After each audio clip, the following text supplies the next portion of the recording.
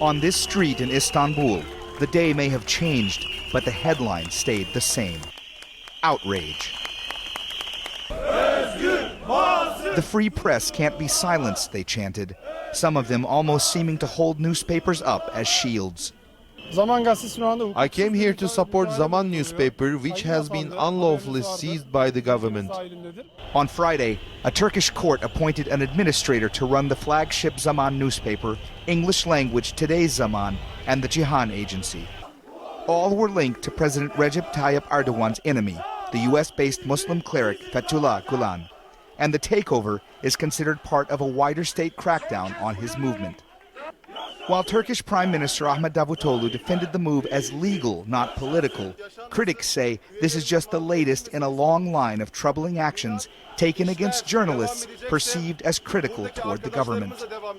One reporter from Today's Zaman described how scary things had gotten for her and colleagues.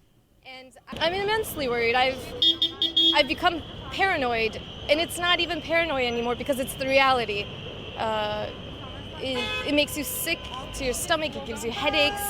We really feel that the police are watching our every step, and they are. They're listening to us. They shut down our email accounts yesterday.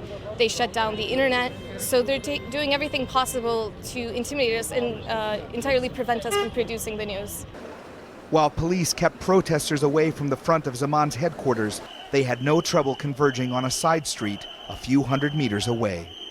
The hundreds of protesters behind us are refusing to leave, even though security officials are telling them repeatedly now that they must go, that what they are doing here on the scene is illegal, that they are blocking the road, and that they will be dispersed if they refuse to leave.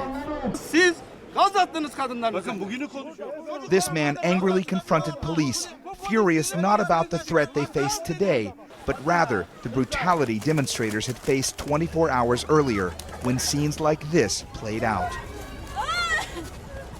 Eventually, the crowd heeded the warnings and began to leave.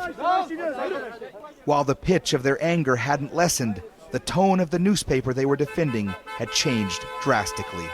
And what a difference a day makes. Yesterday's edition of Zaman newspaper had the words "the Constitution is suspended" emblazoned across its front page.